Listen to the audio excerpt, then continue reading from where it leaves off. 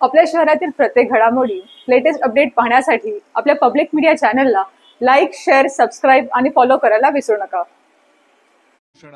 अंबरनाथ पश्चिमेच्या सर्कस मैदानावर नुकताच धर्मवीर आनंद दिघे नाट्यगृहाचा लोकार्पण सोहळा मोठ्या दिमाखात पार पडला।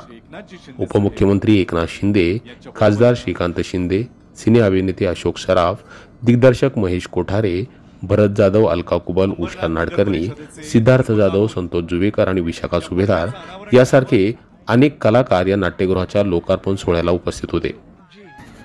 याच दरम्यान रंगमंचावर अंबरनाथ शिवसेना शहर प्रमुख अरविंद वाळेकर यांना भाषणासाठी आमंत्रित करण्यात आलं। त्यावेळी वाळेकरांनी खासदार श्रीकांत शिंदे यांच्या कार्याचं वर्णन करताना आपल्या भाषणामध्ये जी वाक्य म्हटली त्यानंतर संपूर्ण सभागृह जो गर्दीनं भरलेला होता त्यांनी टाळ्यांचा कडकडाट केला।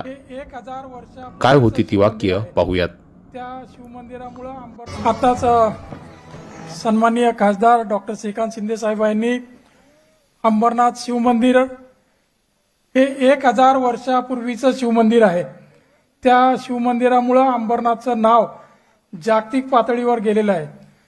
1000 वर्षापूर्वी ज्या शिलाहार राजांनी हे मंदिर बनवलं त्यानंतर त्याच्या आजूबाजूचं सुशोभीकरण करण्याकरता 1000 वर्ष लागली असा माणूस जन्माला यायला ते आमचे खासदार डॉक्टर श्रीकांत शिंदे।